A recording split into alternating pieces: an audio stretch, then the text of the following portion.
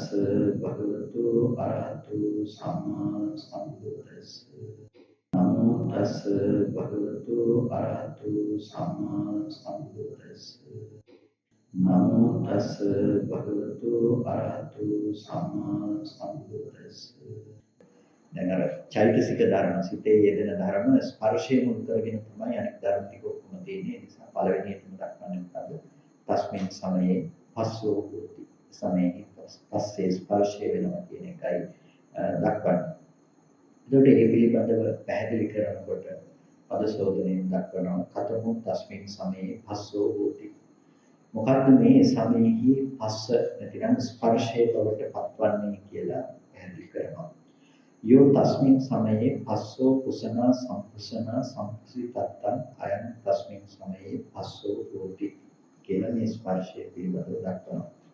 එතකොට මේ කුස කියන ධාතුවෙන් හැදෙන පදයක් හැටියට මේ සම්පස්සනේ නැතිනම් සංස්පර්ශ වීමෙන් තමයි මේ පදය හැදෙන්නේ.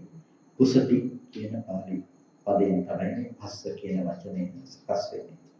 ඉතින් මෙතනදී මේ පස්ස කියලා කියන්නේ මොකක්ද කියලා යෝ තස්මින් සමයේ ඒ යම් ඒ සමයේ ස්පර්ශයක් තියෙනවා නම් ස්පර්ශවන බවක් තියෙනවා නම් මනාව ස්පර්ශවන බවක් තියෙනවා නම් මනාව ස්පර්ශ වන ස්වභාවයක් තියෙනවා නම් මේ තමයි ස්පර්ශය කියලා ස්පර්ශය පිළිබඳව පැහැදිලි කරනවා. ඒකට ධර්මයේදී අපි මේ පස්ස කියන වචනය අරගෙන බලනකොට අපිට පස්ස කියන වචනේ පිළිබඳව නොයෙක් තැන්වල අපිට යෙදෙන තැන් හඳුනා ගන්නට පුළුවන්කම තිබෙනවා. නොයෙක් ආකාරයන්ගෙන් පස්ස කියන වචනේ යෙදී තිබෙන අවස්ථා අපිට හඳුනා ගන්නට පුළුවන්කම තිබෙනවා. ඉතින් මේ පිළිබඳව සමස්තයක් විදිහට පොදුවේ දකින්නට ලැබෙන තැන් කිහිපයක ස්පර්ශය පිළිබඳව තියෙන යෙදීම් පිළිබඳවයි ඔබවහන්සේලාට මම දීලා තියෙන්නේ. ඒ අනුව බලන්න පුළුවන් ස්පර්ශය පිළිබඳව තියෙන තැන්. එතකොට මේ අතර ප්‍රධානම ස්පර්ශය හැටියට කරන විග්‍රහය හැටියට අපිට හඳුනා ගන්නට පුළුවන්කම තිබෙනවා. චක්කු සම්පස්ස, සෝත සම්පස්ස, ගාහන සම්පස්ස, જીවහා සම්පස්ස, කාය සම්පස්ස, මනෝ සම්පස්ස කියන මේ සංස්පර්ශ අපිට ස්පර්ශ හැටියට හඳුන්වනවා. ඒතර දැන් මොකක්ද ඇත්තටම මේ ස්පර්ශයක් කියලා කියන්නේ? ස්පර්ශයක් කියලා කියන්නේ යම් කිසි ආකාරයකට යම් දෙයක් අතර ඇතිවන එකතු වීමක් තුළ උපදින දෙයක් ගැටීමක්. කියන්නේ අපි රූපයක් ගැන නිකන් පැහැදිලි එකක් මේ අපුඩිය කරන්නේ කියලා ස්පර්ශ කරනවා. ඒ තමයි ඒ වදින එක තමයි ස්පර්ශය කියන්නේ. ඒකට මේ නාම ධර්මයන්ගෙත් අපි ස්පර්ශයක් කියලා කතා කරනවා. ඒක තමයි මේ පස්ස චෛතසිකය කියලා කතා කරන්නේ. ඒ කියන්නේ ඔය මේ හිත සහ ඒහා සමගයේ දෙන නාම ධර්මයන්ගේ එකිනෙකට යෙදීමක් නැති වුණොත් එකිනෙකට ගැටීමක් නැති වුණොත් ඒ ධර්මයන්ගේ ඉදීමක් වෙන්නේ නැහැ. අපි උපමාවක් හඳුනාගත්ත කලින් සිත සහ චෛතසික පිළිබඳව කතා කරනකොට මිනිස්සේ දුර්වල මිනිස්සේ නැගිටින්න පාවිච්චි කරනවා හැරමිටියක් හරි මොකක් හරි. එතකොට හැරමිටිය අල්ලගෙන ඉන්න නැගිටින්න.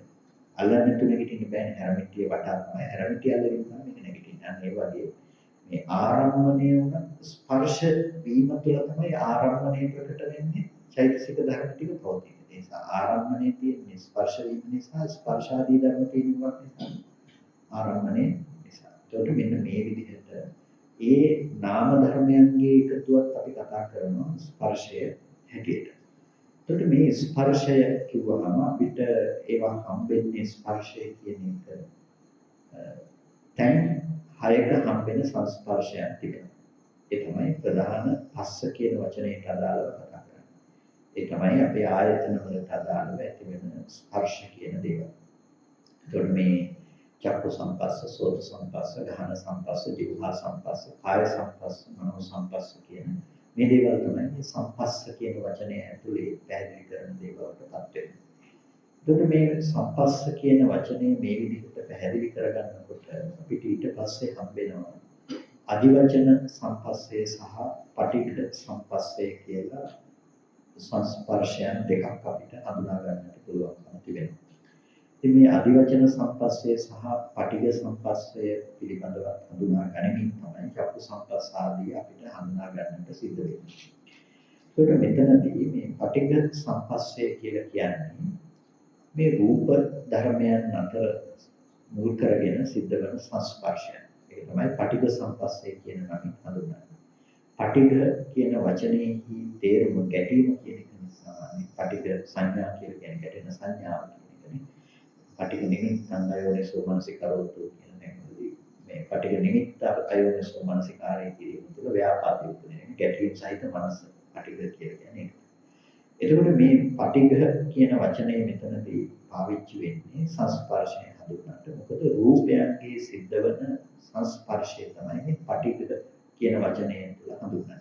ඒ කියන්නේ ඒක රළු, ඒක ඕලාරිකයි, ඒක තේරුම් ගැනීමට අපහසුවක්. දැන් රූපය ඇවිල්ලා ඒක වර්ණයක් හැටියට ඇහැට පතිත වෙන්න ඕනේ. ඇහැට ස්පර්ශ වෙන්න ඕනේ නේ. ආලෝකයටත් අපි දන්නවා වේගයක් තියෙනවා. මොකද ඒ ඉතින් ඇහැ කරා අරමුණ පැමිණෙන නිසා තමයි ඒ ආලෝකයේ පැමිණෙන නිසා තමයි වර්ණ විභාව අපිට ඒක දකින්න පුළුවන්. එතකොට දිවට නම් ඒ රසය ස්පර්ශ වෙන්න ඕනේ. එතකොට ඒ ගැටීමත් එක්ක තමයි අපිට ඒ රසය දැනගන්නට පුළුවන්කම ලැබෙන්නේ. අන්න ඒ වගේ මේ ආයතන වලට අර බාහිර ආයතන ඇවිල්ලා ස්පර්ශ වෙන එකට කියනවා පොදුවේ ගත්තාම මේ තමයි සංපස්ස කියලා නැතිනම් පටිඝ සංපස්සය කියලා කතා කරන්නේ. ඒකට ඕකේ අවසානයේම තියෙන අනිත් පැත්තේ තියෙන අවසානම ඡේදය වහන්සේලාට බලන්න පුළුවන්. ගෝහට්ටක සූත්‍ර නිර්දේශ වර්ණනා වෙන කොටස. ඒ තමයි කුසපීති පස්සෝ. කුසපි කියන්නේ ස්පර්ශ කරනවා කියන එක. ස්පර්ශ කරනවා නෙවෙයි පස්ස. ස්පර්ශ කරන ඉඳ තමයි පස්ස කියලා කියන්නේ. එතකොට සෝ අයන් කුසන ලක්ෂණෝ. එතකොට මේක මෙහිදී කුසන ලක්ෂණය ස්පර්ශ වීම කියන ලක්ෂණය. ඝට්ඨන රසෝ ඒකේ රසය මොකද්ද? ඝට්ඨනේ ගැටීම කියන එක. ස්පර්ශ වීම තමයි ලක්ෂණය. ඒකේ රසය මොකද්ද? ඝට්ඨනේ ගැටීම කියන එක. ඊට පස්සේ සම්නිපාත පච්චපට්ඨාන වැටහෙන ආකාරය මොකද්ද? සම්නිපාතය කියලා කියන්නේ එකතු වීමනේ. කර්ම කීපයක් එකතු වෙනවා. එකතු වෙන්න දෙන්නේ. ඇහැයි රූපයයි අතර ස්පර්ශය වෙන්න නම් මොකද තියෙන්නේ? ඇහැ කරා රූපේ පැමිණිලා තියෙනවා නේ. නොපැමිණෙන රූපේ දැනගන්න බෑ නෑ කරා පැමිණෙන රූපේ දැනගන්න පුළුවන්. ඒ නිසා ඒකට කියනවා අපි සම්නිපාත පච්චපට්ඨාන කියන වැටෙන ආකාරය කියන එක. ඒකට ඒක රැස්වීම කියන එක. ආපාතගත විෂය පදට්ඨාන කියලා කියන්නේ ආසන්න කාරණා. ආපාතගත විෂය ඒ කියන්නේ ඇහැට නම් වර්ණ රූපේ, කනට නම් ශබ්ද රූපේ තමයි යාගේ විෂය. ඒ තමයි පදට්ඨානයේ බවට පත් වෙන්නේ. එතකොට මේ රූප ධර්මය ආරම්භණයක් විදිහට මේ පුසනාකාරයේව පවත්ති පුසන ලක්කන. ආරම්භණයක් හැටියට ස්පර්ශ වීම කියන දේ මුල් කරගෙන තමයි මේ පුසන ලක්ෂණය කියලා කියන්නේ. ඒ වගේම ඒක දේශේනේව අනන්‍යමානෝ රූපං විය චක්ඛු සද්දෝ විය සෝතං. එතකොට මේ දෙකම එක මොහොතක අපිට ප්‍රකටව පේනවා රූපය කියන දේ මේ ඇහැ කියන දේත් එක්ක අපිට එක කෘත්‍යයක් හැටියට මේක දකින්න පුළුවන්කම තියෙනවා. සද්දය තමයි අපිට ඇහෙන්නේ. උනට කන තමයි සද්දේ ගෝචර කරගන්නා බවට පත් වෙන්නේ. එතකොට චිත්තං ආරම්මණංච ගට්ඨේති ගට්ඨන රසෝ. එතකොට දැන් මේ තැන කතා කරනකොට උදෙක්ම ඇහැට රූපයක් පැමිණුණා කියන පමණින් ස්පර්ශයයි කියන කතාවට යන්නේ නැහැ. ඒකයි එතනදී පැහැදිලි කිරීම සිද්ධ කරන්නේ. චිත්තං ආරම්මණංච සංගට්ඨේති. සිතයි ආරම්මණයයි කියන එක මේ එකට ගැටීම සිද්ධ වෙනවා. ඒකට සිත ආරම්මණ ග්‍රහණය කරනවා. සිත ආරම්මණ පැහැස උපදිනවා. අන්න ඒ නිසා තමයි මේ සංගට්ඨන රසය කියන එක මෙතනදී කතා කරන්නේ. වර්තමාන මේ වත්තාරම්මන සංගට්ඨනතෝවා උප්පන්නත සම්පatti තත්ථේන පිරසේන සංගට්ඨන රසෝති වේදිතබ්බා කියන සංගට්ඨන රසය කියන එක පැහැදිලි කරනවා. මේ පැහැදිලි කිරීම වෙන්නේ අර දැන් අපි කතා කරන්නේ චක්කුච්ච පටිච්ච රූපේ චුප්පජ්ජති චක්කු විඥාන තින්න සංගති පසෝ. එතකොට තින්න සංගති කියන්නේ මොකක්ද? තුන් දෙනාගේ සංගති බව කියන එක තමයි ස්පර්ශයේ බවට පත් වෙන්නේ. ඒ සංගති කියප එක තමයි මේ සංකට්ඨන රසය කියලා කියන්නේ. සංගතිය කියපේ. එතකොට ඒ සංගතිය හරියට අර ගැටීමක් උඩ යනවා ගැටෙනවා කියන්නේ. එතකොට දැන් අර මේ උපමාවක් දක්වනවා ඒක පිළිබඳව මේ අර එළුව රණ්ඩු වෙනවනේ රණ්ඩු වෙන එළුව වගේ සත්වර දෙපැත්තේ ඉඳලා වේගින් ඇවිල්ලා එන ගන්නවා වල දෙක හප්ප ගන්නවා කියලා තියෙනවා. ඒකට අර ඒ වගේ සත්තු දෙන්නේ දෙපැත්තේ ඉඳලා හප්ප ගන්නවා. ඒක මොකද්ද වෙන්නේ?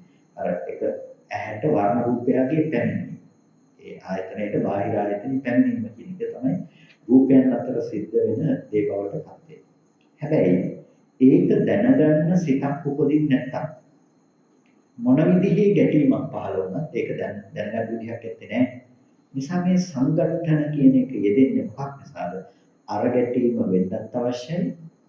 ඒක දැනගැනීමෙන් සිත උපදින්නත් අවශ්‍යයි. ඒකකොට තුන් දෙනෙක්ගේ සම්නිපාතයක් එතන තියෙනවා. තුන් දෙනෙකුගේ සම්නිපාතයක්. තුන් දෙනෙකුගේ එකට එකතු වීමක් තියෙන්නට ඕන. අන්නේ තුන් දෙනාගේ එකට එකතු වීමක් මුල් කරගෙන තමයි ස්පර්ශය කියන පැනවීම සිද්ධ කරන්නේ. එතකොට දැන් මෙතනදී මේක හරි සංකීර්ණ සහ ඉතාම සියුම් තැනක් අපිට මේක තේරුම් ගන්න හරි අපහසු දෙයක්. ඒ කියන්නේ දැන් රූපයන් අතර සිද්ධ වෙන ගැටීම නම් අපිට පැහැදිලි. දැන් මේක අපිට දැනෙනවා ස්පර්ශනා කියන එක තේරෙනවා. ඒ කියන්නේ අපිට දැනෙන එක නෙමෙයි ඒක ගැටීමක් සිද්ධ වෙනවා රූප අතරේ ගැටීම ප්‍රකට. හැබැයි මෙතනදී මේ පස්ස කියන චෛතසික ධර්මය නැතිව චක්කු විඥාන සිත උපදින්නේ නැහැ. පස්සේ කියන චෛතසික ධර්මයේ නැතුව චක්කු විඥාන සිත කිසිම අවස්ථාවක උපදින්නේ නැහැ.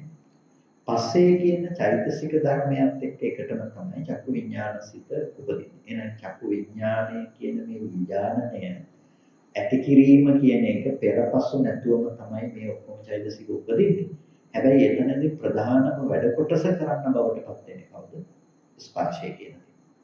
ඒක තමයි මේ විඥානය අපි චක්කු විඥාන සිත උපදිනවා කියලා කිව්වට මේ ඉපදවීම පිළිබඳව කරන ප්‍රධානම වැඩ කොටස කරන්නා බවට පත් වෙන්නේ මේ හිත හා සංප්‍රයුක්ත වුණ පස්ස කියන චෛතසික ධර්මය. එතකොට ඒ පස්ස කියන චෛතසික ධර්මය එහෙම හටගත්තේ කොහොමද? ඒක තමයි වැදගත් වෙන්නේ.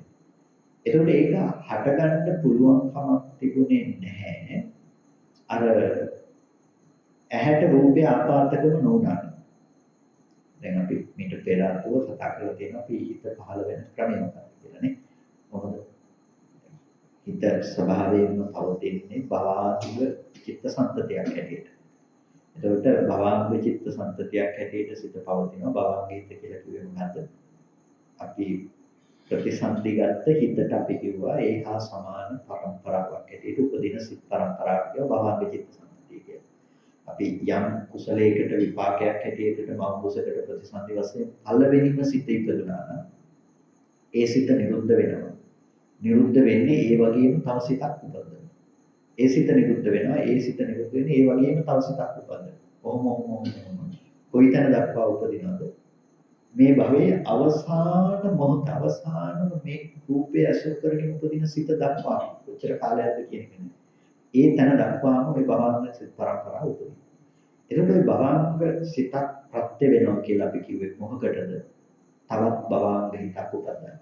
මේ තියෙන එක භවංග හිතක් ප්‍රත්‍ය වෙනවා තව භවංග හිතක් උපදිනවා. ඒ භවංග හිත ප්‍රත්‍ය වෙනවා තව භවංග හිතක් උපදිනවා. කොහොම තමයි භවංග චිත්ත සංතතිය. දැන් කොහොම භවංග සිත් සමූහයක් කොහොම යනකොට මොකද්ද වෙන්නේ? ඒ භවංග හිත රූපය අසුරු කරගෙන තියෙන මොහොත වෙනකොට අර කර්මජ රූප උපදිනවා. කර්මජ රූප. චක්කු ප්‍රසාදය කියලා කියන්නේ මොකක්ද? කර්මජ රූපයක්. ඒක කර්ම නිසා සකස් වෙන. කියන්නේ ප්‍රතිසන්දිය කියන පැත්තෙන් තමයි ඇහැ හදන හේතුව තියෙන්නේ.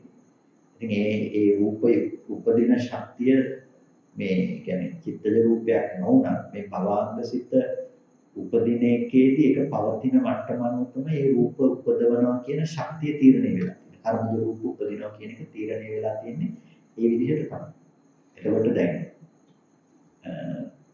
මේක කියන්නේ කියොත් එහෙම වෙන පැත්තකට යනවා සාගත වෙලෙන්න. අපි රූපය ගැන කතා කරනකොට රූපයට කියනවානේ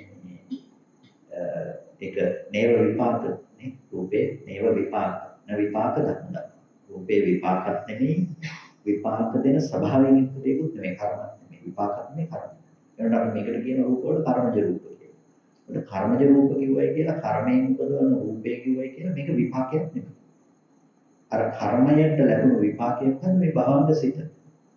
භවංග සිත යම් තැනක් ඇසුරු කරගෙන පවතිනකොට එතන කර්මජ රූප සකස් වෙනවා. සිතින් උපදවනවා මේ කර්මජ රූප සකස් වෙනවා. එතකොට මේ භවංග සිතේ ශක්තිය අඩු වෙනකොට මොකද වෙන්නේ? කර්මජ රූප සකස් වීමේ ප්‍රමාණය අඩු වෙනවා. එතකොට මුලින් සිත් වලින් 100ක් උපද්දපු රූප කාලයක් යනකොට මොකද වෙලා තියෙන්නේ? ටික ටික හැකියාව අඩු වෙලා ගිහිල්ලා 99.9යි මොමෝ ගිහිල්ලා යකලා 150යි උපදින්නේ. ඒක මොකද අපි කියන දැන් නම් ඇස් පේන්නේ නැහැ කියලා. ඒ අර ප්‍රසාද රූපාච්චර හොඳට දැන් උපදින්නේ නැහැ කර්මජ රූප. එතකොට ඒක තමයි ඒ කියන්නේ සිද්ධ කෙසේ වෙතත් දැන් ඔය භවංග චිත්ත සංතතියේ සම ස්වභාවයක් විදිහට හිත උපදෙමින් තියෙන්නේ. දැන් ඔහොම භවංග හිත තියෙනකොට අනිත් පැත්තේ මොකද්ද වෙන්නේ? තව ලේයර් එකක් වගේ දැනෙන්න බෙදුවට කර්මජ රූප උපදිනවා. චක්කු ප්‍රසාද, සෝත ප්‍රසාද, ගාන ජීවහ ප්‍රසාද උපදිනවා. උපදිනකොට මොන චක්කු ප්‍රසාදයට ඇවිල්ලා ගැටෙනවා මොකද්ද? වර්ණ රූපයක්. ඒ වෙනකොට හිත තියෙන කොතනද? භවංග හිත. ඒ වෙනකොට හිත භවංග හිතක් විදිහට තමයි තියෙන්නේ. භවංග හිත තියෙනකොටම අර ඒ කර්මජ රූප හැදිලා තියෙනවා. කර්මජ රූප හැදෙන ගමන් මොකද වෙන්නේ? බාහිර තියෙන රූපයක් ඇවිල්ලා අර ඇහැට වැටුණා දැන්. වර්ණ රූපයක් පෙනුණා ඇහැට. දැන් හිත ඒ වෙනකොට භවංග මට්ටමේ තියෙනවා.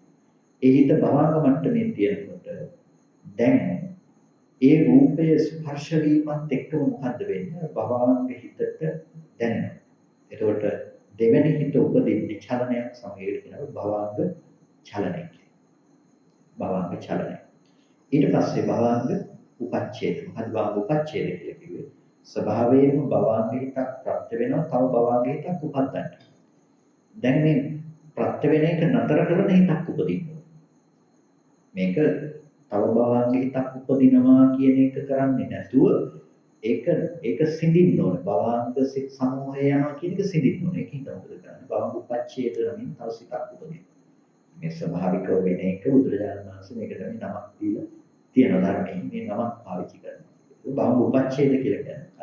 ඒ සිත තව සිතක් උපදින්නේ නැතිව එතනින් ඡේදනයට ලක් වෙනවා. සිඳීමට ලක් වෙනවා. එතකොට ඊළඟ හිත උපදින්නේ මොකක් විදිහටද? ద్వාර වර්ජනයක් විදිහට අර ගැටුම අර ద్వාරය ආවර්ජන කරනවා. ద్వාරය ආවර්ජන කරනකොට අන්න ඒ මොහොතේ තමයි උපදින්නේ මොකක්ද උපදින්නේ? චක්කු විඥාන සිත. ඒකට ඔන්න චක්කු විඥාන සිත උපදින අවස්ථාව. ඔන්න ඔය චක්කු විඥාන සිතේ තියෙන ධර්මයක් තමයි මොකද්ද? චක්කු සම්පස්සේ කියලා අපි හඳුන්වන ස්පර්ශය කියන ගතිය. ඒකට ස්පර්ශය කියන ගතිය ඉපදුනේ මොකක් නිසාද කියන එක බලන්න. ස්පර්ශය උපදින්නට කලින් සිදුවන සිදුවීමක් මුල් කරගෙන නෙමෙයි ස්පර්ශය උපදින්නේ. ස්පර්ශය උපදින්න කලින් සිද්ධ වුණා යම් සිදුවීමක්. මොකද්ද? ඇහැට රූපය ආපාතකම වීම කියන දේ මුල් කරගෙන තමයි. දැන් ඒක දැන ගැනීම වශයෙන් සිත උපදින්නේ. කොහෙද සිත උපදින්නේ? ප්‍රසාදේ. චක්කු ප්‍රසාදයේ තමයි වස්තු රූපේ බවට පත් වෙන්නේ. ඒකට කියන අපි චක්කු වත්තෝ කියන. ඒක සිත උපදින්නේ එතන. එතකොට සිත ඒ චක්කු විඥාන සිත ඇහැ ඇසුරු කරගෙන උපදිනකොට මොකක්ද වෙන්නේ? අර ඇහැට පැමිණි වර්ණ සටහන පිළිබඳව එයාට දැනගන්න පුළුවන්කම තියෙනවා. ඒ වර්ණයම හැඩයම දැන ගැනීම තමයි චක්කු විඥානය කියන්නේ. එතකොට ඒ ආරම්මණය මොකක්ද? ඒ මොහොතේම ප්‍රවෘත්තාරම්මණය. පවත්තාරම්මන කියලා අපි කියනවා. මේ පවත්තාරම්මනේ ප්‍රවෘත්ති පවතින ආරම්මණය. ඇහැට ඒ වෙලාවේ පතිත වෙමින් තියෙන ආරම්මණය. ඒකට ඒ වෙනකොට ඇහැට පතිත වෙලා තියෙන ආරම්මණ තමයි මේ චක්කු විඥාන කියන සිතෙන් දැන ගැනීමට ලක් වෙන්නේ. එතකොට ඒ සිතෙන් ගත්ත අරමුණ කියන එක මොකක්ද? ඒ ඇහැට පැමිණි රූපය කියන එක. එතකොට ඒ අරමුණ ග්‍රහණය කරගන්නවා කියන එක ඒ හැඩය, ඒ වර්ණය, ඒක හිතට ග්‍රහණය කරගන්න උපකාර කරගත්තේ මොකද්ද? පස්ස කියන චෛතසිකය. දැන් උතන ස්පර්ශ දෙකක් වෙලා තියෙනවා. මොකද්ද ස්පර්ශ දෙක? ඇහැට රූපේ ගැටෙන්නත් ඕන. අර එළෝ දෙන්න හැප්පෙනවා වගේ ඇහැට රූපේ ගැටෙන්නත් ඕන. එතකොට නාම ධර්ම වශයෙන් ඒක අරමුණු කර ගැනීම විදිහට ආරම්භණයක් එතනිය දෙන්නත් ඕන. එතකොට කර්ම තුනක් කිව්වේ ඒකයි. එතකොට ඒකත් ස්පර්ශයක්. එතකොට දැන් අර රූප ධර්මයන්ගේ ස්පර්ශය එක කතාවක්. හැබැයි මේ නාම ධර්මයන් අතර සිද්ධ වෙන පස්ස කියන චෛතසිකේ තව කතාවක්. ඒකට මේ ස්පර්ශය කියන දේ හඳුනා ගන්නකොට ස්පර්ශයේ තියෙන ඔය ස්වરૂප දෙකම අපි හඳුනා ගන්නට අවශ්‍යයි. එතකොට දැන් අපි සාමාන්‍යයෙන් කතා කරන්නේ තින්නම් සංගති පස්සෝ කියලා කතා කරන්නේ මොකක්ද? තුන් දෙනාගේ සංගතිය ස්පර්ශය කියලා කතා කරන්නේ. ඒ තින්නම් සංගති පස්සෝ කියලා කතා කරන්නේ අර චක්කු විඥාන කියන එකේ සහජාත වුණ ඒ මොහොතේ තියෙන ස්පර්ශය කියන එක තමයි අපි එතනදී කතා කරන්නේ. ඒ කියන්නේ රූප ධර්මයන්ගේ ස්පර්ශය පිළිබඳව අපි කිසි කලයක කතා කරන්නේ නැහැ. ඇයි ඒක කතා කරන්නේ? විඥානයේ පහළ වීමක් නැතුව අපිට ඒක කතා කරන්න පුළුවන් කමක් නැහැ. නිසා යම් අවස්ථාවක අපි ස්පර්ශ වුණා කියන එකක් ගැන කතා කරනවා නම් කරන්න පුළුවන්කම තියෙන්නේ මොකක්ද ගැනද? විඥානයේ පහළ වීමක් එක්ක තමයි. එහෙම නැතුව කතා කරන්න බෑ. ඇමර්සන් වනාන්තරේ කතාව ගැන කියන්නේ ඒක තමයි වැරදි. ඇමර්සන් වනාන්තරේ මේ වෙලාවේ කවුරුත් දෙවියෙක්වත් ප්‍රඥෙක්වත් සතෙක්වත් නැති තැනක ගහකින් කොළයක් වැටෙනවා. ගහකින් කොළයක් වැටෙනවා කියන එක වෙන්න පුළුවන් දෙයක්ද බැරි දෙයක්ද? ඉතින් ඒක වෙන්න පුළුවන් දෙයක් කියලා හිතනවා නම් ඒක ඉන්ද්‍රිය ගෝචර නොවි අපි දන්නේ කොහොමද? අපි ගෝචර නොවි එහෙම දෙයක් තියනවා කියන එක අපි අත්විඳින්නේ කොහොමද? ඒක අත්විඳිනු ලබන්නේ දැන් ඔබ වහන්සේලා ගසුත් දන්නේ හින්දා, කොළක් දන්නේ හින්දා, ඇමර්සන් වනාන්තරෙත් දන්නේ හින්දා වහන්සේලා එහෙම දෙයක් දැන් අත්විඳිනවා. ඒ හින්දා තමයි ඔබ වහන්සේලා කියන්නේ ඇමර්සන් වනාන්තරේ කවුරුත් නැති දැනක ගහක කොළයක් වැටෙනවා. හැබැයි ගසුත් දන්නේ නැති, ඇමර්සන් වනාන්තරෙත් දන්නේ නැති, කොළක් දන්නේ නැති කෙනෙකුට ඇමර්සන් වනාන්තරේ ගහකින් කොළයක් වැටෙන්න පුළුවන්ද? එහෙම වැටෙන්න බෑනේ නේ. ඇමර්සන් වනාන්තරේ ගහකින් කොළයක් වැටෙන්න බෑ. එයාට එහෙම එකක් ඇත්තේ නැහැ. ඒ වගේ ස්පර්ශය කියන දේ ඇහැට රූපයක් ගැටීම කියන එක ගැන දැනුමක් කිසි කලයක උපදින්නේ නැහැ. ඇහැට රූප කොච්චර ගැටුණත් චක්කු විඥාන සිත උපදින්නේ නැහැ. ඇහැට රූප කොච්චර ගැටිලා තිබුණත් චක්කු විඥාන සිත උපදින්නේ නැත්නම් ඒක ස්පර්ශයක් කියන දැනුම වහන්සේලාට කවදාකවත් ඇත්තේ නැහැ. ඒක උපදින්න ඕනේ මොකක් කියලා. රූප දැන ගැනීම වශයෙන් උපදින සිත උපදින්න ඕනේ. එතකොට අන්න ඒ මොහොතේ තමයි ඒක ස්පර්ශයක් කියලා කියන්න පුළුවන් මේ. ඒ නිසා අපිට හරි ලස්සන මේ විග්‍රහයක් හම්බෙන ස්පර්ශය කියනකොට මහා නිදාන සූත්‍රයේදී හම්බෙන තැනක් තියෙනවානේ මේ පටිඝ සම්පස්සයයි අධිවචන සම්පස්සය ගැන කතා කරනකොට මේ දෙපැත්තට පෙන්වන තැන. ස්පර්ශය කියන එක ගැන දෙපැත්තට පෙන්වනවා. කොහොමද? යම් ආකාර උද්දේශ ලිංග නිමිති ආදී දේවල් තුලින් රූපය කියන පැනවීමක් නැත්නම් රූපයයි කියන පැනවීමක් නැත්නම් ඊට පස්සේ අහනවා නාම ධර්මයන්ගේ යම් පටිඝ සම්පස්සයක් අධිවචන සම්පස්සයක් වෙන්නේ. එතකොට ඒ නාම ධර්මයන්ගේ අධිවචන සම්පස්සයක් වෙන්නේ කියලා වුවම ඒක පේන්න බෑ. එතකොට යම් ආකාරයන්ගෙන් නාම ධර්මයන්ගේ පැනවීමක් නැත්නම් රූප ධර්මයන්ගේ පටිඝ සම්පස්සයක් වෙන්නේ කියලා. එතකොට රූප ධර්මයන්ගේ පටිඝ සම්පස්සයක් වෙන්න බෑ. එතකොට නාමයෙන් පැනවීමක් කරන්නේ නැත්නම් රූපයන්ගේ සංස්පර්ශය ගැන පනවන්න බෑ. රූපේ පැනවීමක් කරන්නේ නැත්නම් නාම ධර්මයන්ගේ සංස්පර්ශය පනවන්න පුළුවන් කමක් නැත්තේ නෑ. කියන්නේ මේ භූමියට අදාළයි. ඒ නිසා අපි යම් රූපයක් ගැටුණා රූප ස්පර්ශනා කියලා කතා කරනවා නම් ඒ කතා කරන හැම තැනකදීම තියෙන මොකක්ද? නාම ධර්මයන්ගේ සංස්පර්ශය. ඒ නාමකය පිළිබඳව තමයි ඒ පටිඝ සම්පස්සය අපිට ප්‍රකට වෙලා තියෙන්නේ. වෙනන්නේ නාමකය පිළිබඳව පටිඝ සම්පස්සය, රූපකය පිළිබඳව වූ අධිවචන සම්පස්සය කියන එක. ඇත්තටම සම්පස්ස දෙක තියෙන්නේ ඊට මාරු වෙලානේ. නාමකය පිළිබඳව හරිනම් තියෙනවනේ මොකක්ද? අධිවචන සම්පස්සය, රූපකය පිළිබඳව තියෙන්න ඕනේ පටිඝ සම්පස්සය කියන එක. සාදැන් මම පැහැදිලි කරගෙන යනකොට දැන් මෙතනදී අපි කතා කරේ සාමාන්‍ය පටිඝ සම්පස්සය කියන එක විතරයි. ඒ පටිඝ සම්පස්සය කියන එක තේරුම් ගන්න අපහසු නෑ. සරලව තේරුම් ගන්න රූප ධර්මයන්ගේ සිද්ධ වෙන ගැටීම කියන එක. අදිවචන සම්පස්සය කියලා කියන්නේ මොකක්ද? අදිවචන කියලා කියන්නේ නාම ධර්මයන්ගේ ඇති වෙන ස්පර්ශය. ඒක අදිවචන කියලා කියන්නේ මේ හිත තමයි. අදිවචන කියලා කියන්නේ මේ හිත. ඇයි අදිවචන කියලා කියන්නේ? අදිවචන නිරුක්ති කියලා කියන්නේ අපි යම් කිසි දෙයක් අපි නම් කරනවා ඒක හඳුන්වනවා ඒ විදිහට. ඒක තමයි අපි අදිවචන ලබා දෙනවා කියලා කියන්නේ. ඒකට අපිට මේකට අදිවචනයක් දෙන්න පුළුවන්. තව නමක් අපිට මේකට දෙන්න පුළුවන් මේක හඳුන්වන්න. ඒ වගේ අපි යමකට හැඳින්වීම සඳහා අපි නම් කරන එකට කියන අපි අදිවචන දෙනවා. එතකොට මේ අදිවචන සම්පස්සය කියලා කියන්නේ ස්පර්ශයක් තමයි. හැබැයි ඒක අදිවචන සම්පස්සය. ඒ කියන්නේ එහෙම ප්‍රකට නෑ ඒක. ඒක එහෙම නම් කරනවා විතරයි. ඒක නාම මාත්‍රික වුණ ස්පර්ශය. එහෙම ස්පර්ශයක් කියුවයි කියලා මේ රූප ධර්ම ගිහිල්ලා මෙහෙම එකට ස්පර්ශ වෙනවා ගැටෙනවා වගේ එහෙම නාම ධර්ම ගිහිල්ලා හැප්පෙනවා කියන එකක් වෙන්නේ නැහැ. හැබැයි එහෙම හැප්පෙන විදිහට ඒක හඳුන්වනවා. ඒක නම් කරනවා. ඒක තමයි අදිවචන සම්පස්සය කියන්නේ. ඒ දෙක පැහැදිලි. පටිඝ සම්පස්සය කියන්නේ ගැටීම් සහිතව කතා කරන දේ. අදිවචන සම්පස්සය කියලා කියන්නේ එතන එහෙම ගැටීමක් කියන එකක් පෙන්වන්න පුළුවන් කමක් නැත්තේ. හැබැයි එහෙම ගැටීමක් කියන එක ආරම්භය එහෙම එකක් හදලා ඒ සාමාන්‍යයෙන් නම් කරනවා. මේකත් ස්පර්ශයක් තමයි කියන්නේ. දැන් වේදනාව සංඥාවයි අතර ස්පර්ශ වෙනවා කියන එක දැන් සංඥාව හඳුන ගන්න දෙන්නේ අපි විදින දෙන්නේ හඳුන ගන්න. ඒතකොට මේ දෙන්න අතර තියෙන මේ සම්බන්ධය එකතු වීම මිශ්‍ර වීම අපිට ප්‍රකට වෙන්නේ නැහැ නේද? ඒක දැනෙන්නේ ඒක ගැටීමක් නෙමෙයි. හැබැයි ගැටීමක් නොවනත් ඒක ගැටීමක් තමයි. ඒ හින්දා ඒක නම් කරන නමක් විතරයි අදිවචනයක් විතරයි ඒක මොකද්ද? ස්පර්ශය කියන එක. ස්පර්ශය කියන්නේ අදිවචනයක්. ඒ අදිවචනය තමයි එතෙන්ට දීලා තියෙන්නේ.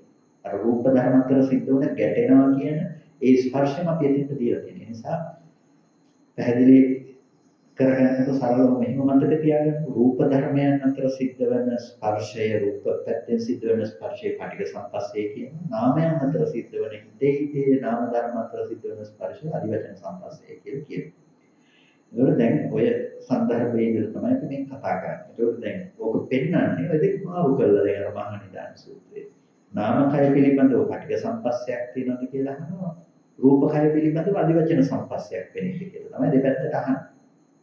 එතකොට ඇයි මෙහෙම අහන්නේ? රූපකය පිළිබඳව අදිවචන සම්පස්සයක් වෙන්නේද කියලා අහන්නේ. රූප කොච්චර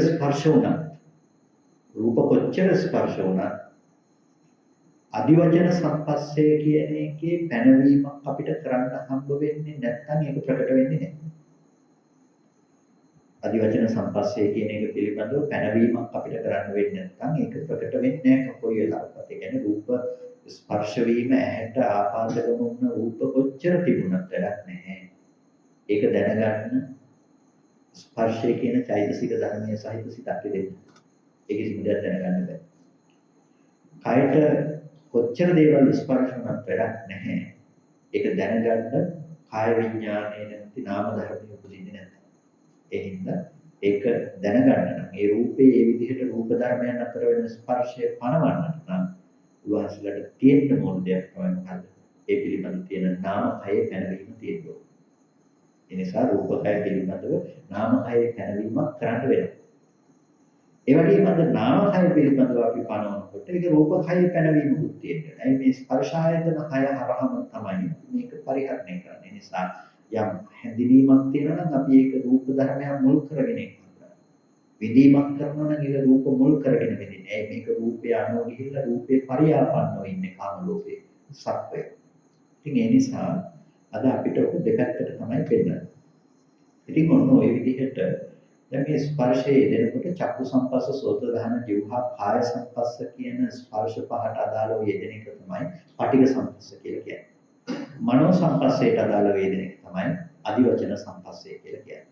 එතකොට මේ චක්කු සංස්පර්ශය කියන තැනදී ඇස නැමැති තැන සිද්ධ වෙන ස්පර්ශය කියන දේ සිද්ධ වෙනකොට එතන අර ප්‍රධාන රළු ගැටීමක් තියෙනවා. මොනවද? රූපයන් අතර සිද්ධ වුණ ගැටීමකුත් තියෙනවා. එතන පස්ස චෛතසිකයේ දීමකුත් තියෙනවා. දැන් පස්ස චෛතසිකය එතනදී සීමා වෙලා තියෙනවානේ. මොකටද සීමා වෙලා තියෙන්නේ? චක්කු විඥාන සිතේ ඉපදුණු පස්ස චෛතසිකය ඇහි හැකියාව ඉක්මවලා යන්න පුළුවන් මට්ටමකට ගිහිල්ලා නැහැ නේ. ඇහි සීමාවට අදාළව වර්ණ රූපේ විතරයි යාට දැනගන්න පුළුවන්කම තියෙන. ඒ කියන්නේ එයාගේ විශේෂ සීමාව බවට පත් වෙලා තියෙන උපරිමය මොකක්ද? ඇහැ. ඇහැ තමයි යාගේ විශේෂ සීමාව බවට උපරිමය පත් වෙලා තියෙන නිසා පස්සේ චෛතසිකය ඒකේ හිතේ යෙදෙන ගතිය හැබැයි යාට මේ රූපේ ඉක්මවා යන්න පුළුවන්කමක් හම්බෙලා නැහැ. ඒ නිසා ඒකට කියනවා මොකක් කියලා චක්කු සම්පස්සේ. ඒක නම් කරන අපි චක්කු සම්පස්සේ. ඒ කියන්නේ අර පටිඝ සම්පස්ස කියන මොහොතේ ඉක්මවා යන්න පුළුවන් කමක් ලැබිලා නැහැ මේකට. ඒ නිසා පොදුවේ මේක චෛතසිකයක් වුණත් මේක නම් කරන්නේ මොකක් කියලාද මේ ස්පර්ශයේ පටිඝ සම්පස්ස කියලා නම්. ඇයි ඒ? අරයව ඉක්මවා යන්න පුළුවන් කමක් ලැබුණේ නැහැ. ඒ නිසා මේක නම් කරන්නේ පටිඝ සම්පස්සේ කියලා තමයි. දැන් අපි කතා කළොත් එහෙම දැන් අපි අපේ රට ලංකාවට වඩා ඉන්දියාව ඉතිහාසය තුළ ප්‍රබල රාජ්‍යයක් පැවතිලා තියෙනවා. ඒ නිසා ලෝකය හඳුනගන්නේ මේ ඉන්දියානු සාගරය තුළ පිහිටි දෙයක් හැටියටනේ ලංකාව. ඉතින් මොකද ලංකාව ප්‍රබලම රටක් විදිහට තිබුණා නම් එහෙම ඔබ නම් කරන්න ඕනේ මොන රට මොනස් කියලා. ලංකාව නම් ප්‍රබලම රට. ඒක ශ්‍රී ලංකා සාගරය කියලා නම් කරන්නේ. හැබැයි ඉන්දියානු බලපෑම නිසා ඒක නම් කරන්නේ මොකක්ද කියලා. ඉන්දියානු සාගරය. ඉතින් ලංකාවේ තමයි මුහුද හරි ඒක හරි. ඒ වුණාට ලංකාවේ මුහුද අපි නම් කරන්නේ මොකක්ද කියලා. ඉන්දියානු සාගරය කියලා. අන්න ඒ වගේ කතාවක් තමයි මේ කියන්නේ. එතකොට දැන් අර පස්ස කියන චෛතසිකය. දැන් මනෝවිඥානයේ හිතේ උපදින්නේ මොකක්ද? පස්ස කියලා චෛතසිකය. චක්කු විඥානයේ හිතේ උපදින්නේ මොකක්ද? පස්ස කියලා චෛතසිකය.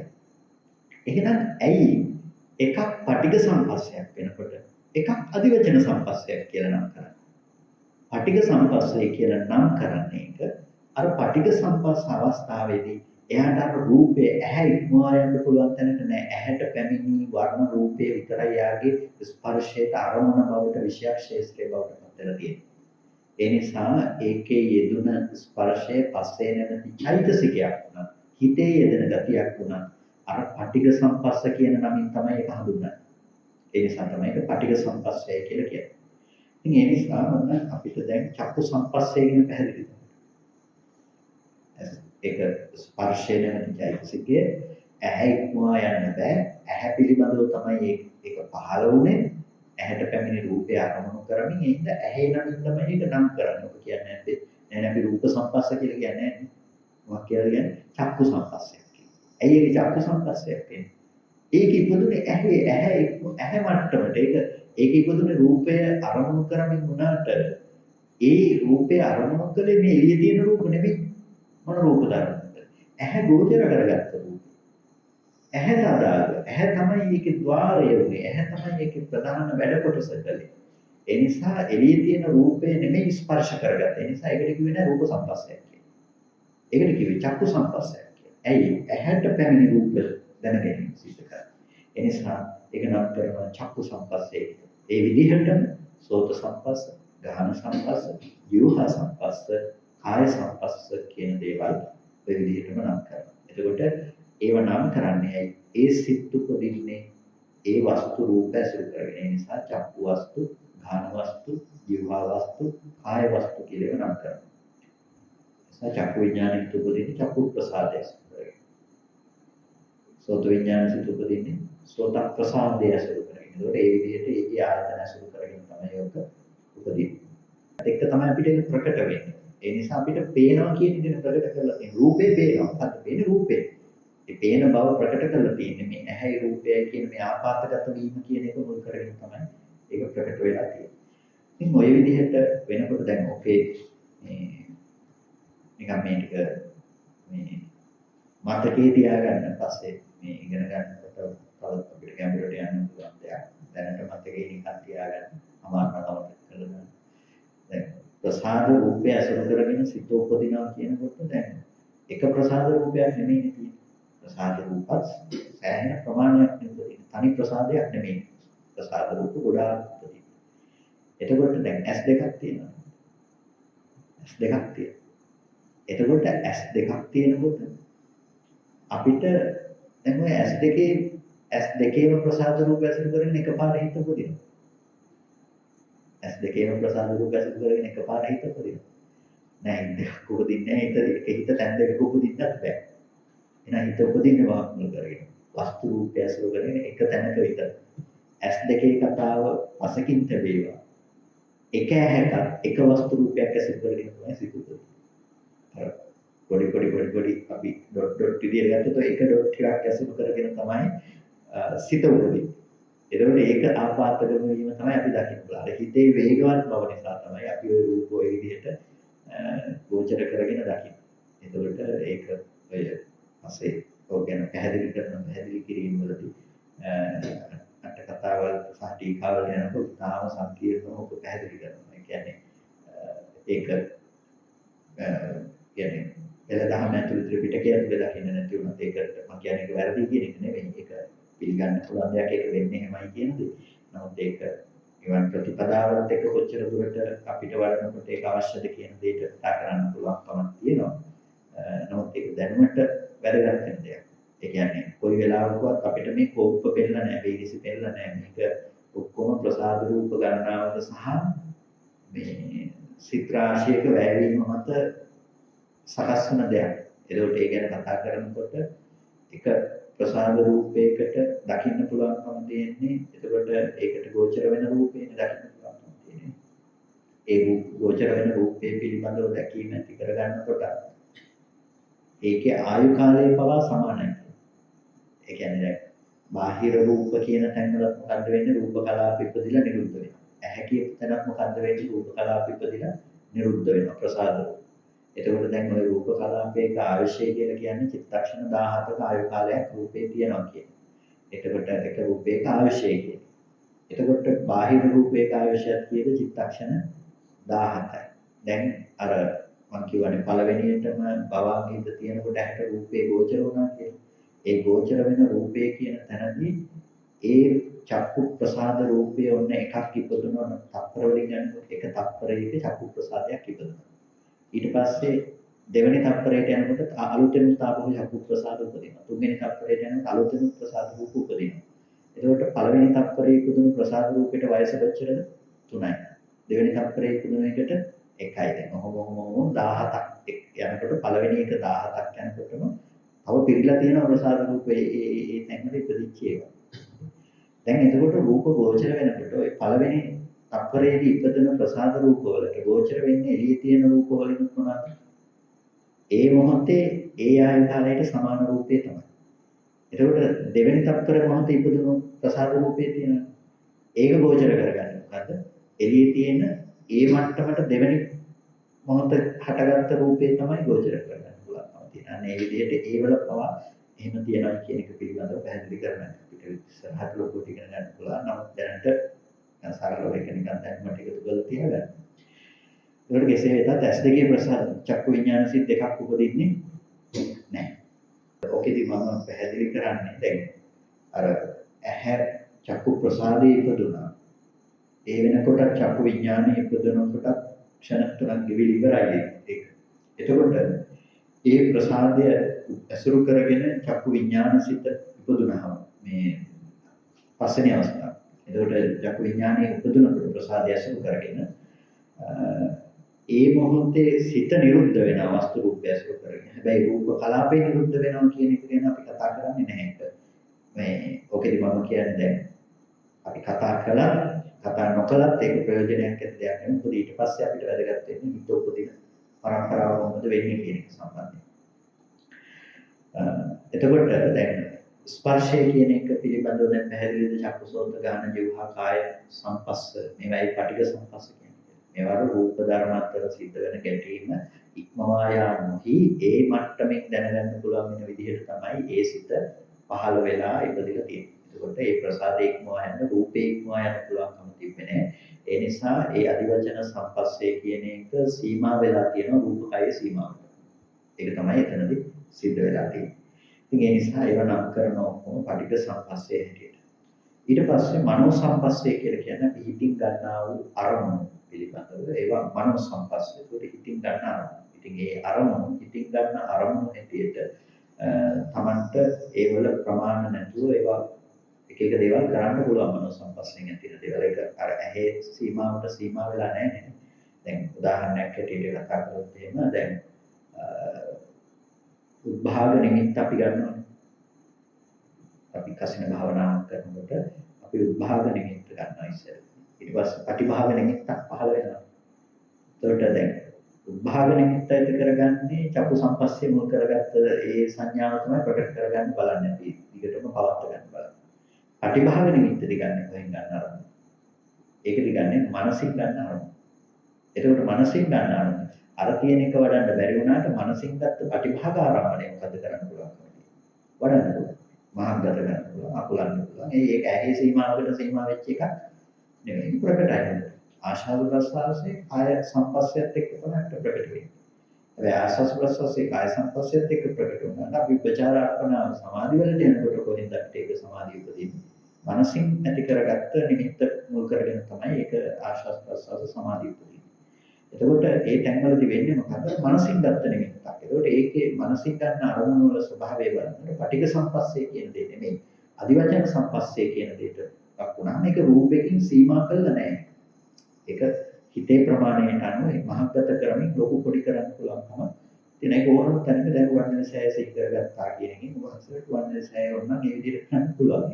ඒක තමයි මනසින් ඇති කරගන්න දේ කියන ස්වභාවය. ඉතින් ඒකම නිකන් කිව්වේ දෙයක් නෝ තේරුම් ගන්න පහසු වෙන මේක තමයි අදිවචන සම්පස්සේ සහ පටිඝ සම්පස්සේ කියලා කියන්නේ. ඉතින් මෙන්න මේ සංස්පර්ශ දෙක තමයි මේ ආයතන වල ස්පර්ශ වීම හැටියට ප්‍රකට වෙන්නේ. ඒකට අද රූපේ කියන දේ ප්‍රකට වෙන්නේ නැහැ වහන්සේට කොයිම අවස්ථාවකදීවත් නාමය නැතුව. චක්කු විඥාන, සෝත විඥාන, කාණ ජීව විඥාන ටික නැතුව ප්‍රකට වෙන්නේ නැහැ. තමයි ඔය හැම තැනකදීම තින්න සංගති පස්සෝ තමයි. ආයතන ටිකේදී තින්න සංගති පස්සෝ. එහෙම නැතුව මේ ද්වින්න සංගති පස්සෝ නැහැ කොතනකදී.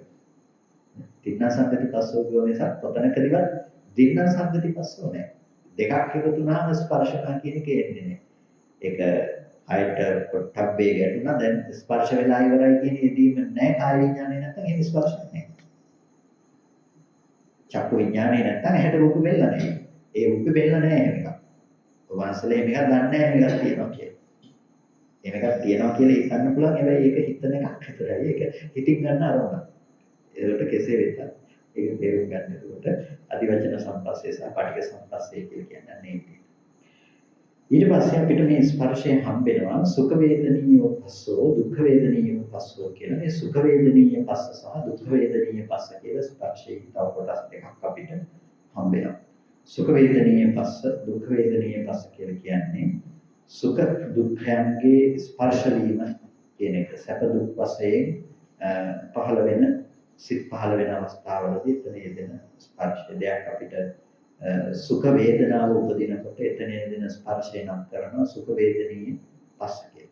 ඒකට ස්පර්ශය වේදනාවට සමගාමී. වේදනාව ස්පර්ශයට සමගාමී. ඇයි මේ ඔක්කොම සහජාත ධර්ම නිසා. සහජාතයි කියලා කියන්නේ පෙරපසු නැතුව එකටම උපදින. ඒ වගේම සම්ප්‍රයුක්තයි.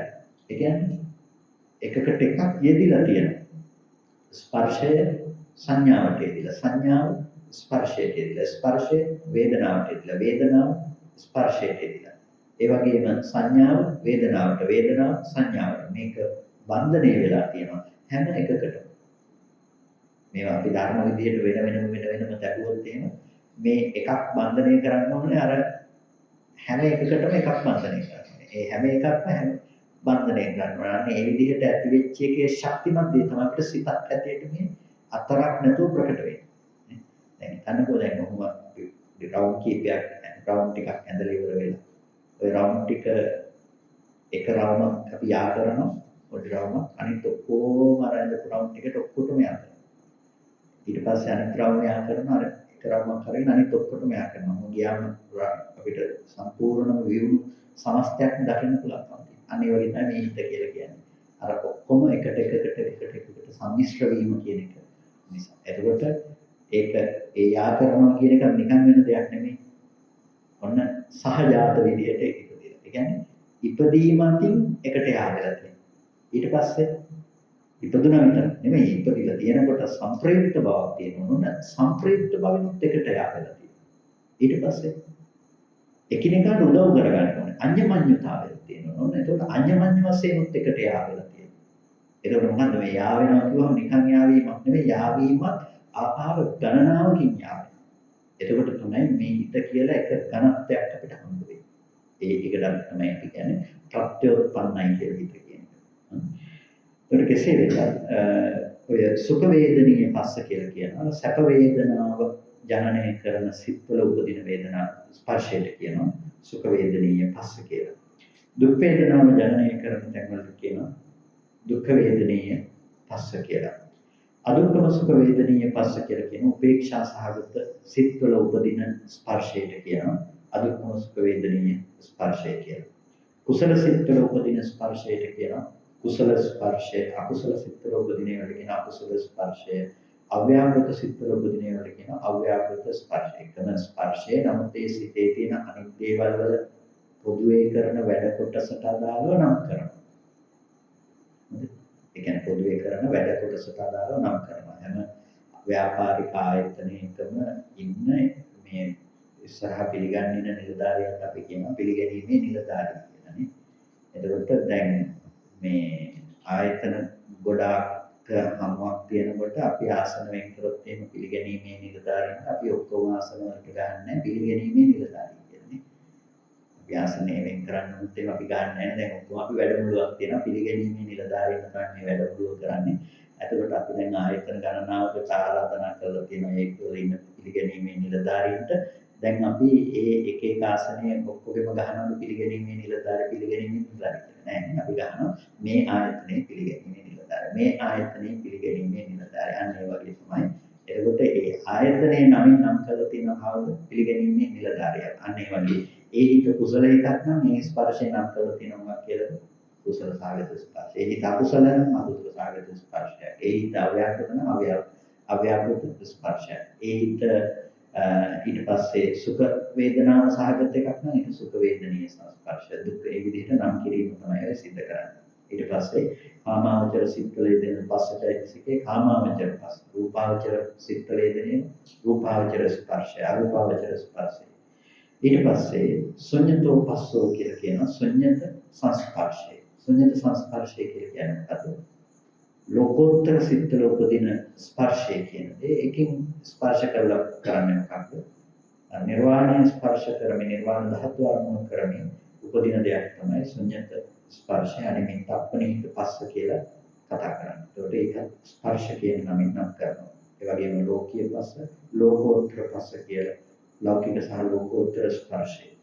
වගේම කාලය අනුව අතීත අනාගත පච්චුප්පන්න කියලා කියනවා. යෝ ඒව රූපෝ. ඒකට ස්පර්ශය කියලා කියන්නේ මෙන්න මේ වගේ දෙයක් තමයි ස්පර්ශය කියලා පොදුවේ නම් කරන්නේ. ඔක තමයි සමස්තයක් විදිහට පොදුවේ ස්පර්ශය පිළිබඳව අපිට හඳුනා ගන්න තියෙන තැන් ටික. ඊට පස්සේ අපිට හම්බ වෙනවා තව විශේෂ අවස්ථාවක් ඥාන හස්ස කියලා දෙයක්. ඥාන හස්ස කියලා කියන්නේ ප්‍රඥා සංස්පර්ශය කියන එක. එතකොට මේ ඥාන හස්සේදී කතා කරන්නේ ප්‍රඥාවෙන් සංස්පර්ශය වීම. ඒ කියන්නේ අපි දෙයක් නුවණින් ස්පර්ශ කරගන්නවා. නුවණින් ස්පර්ශ කරගන්න.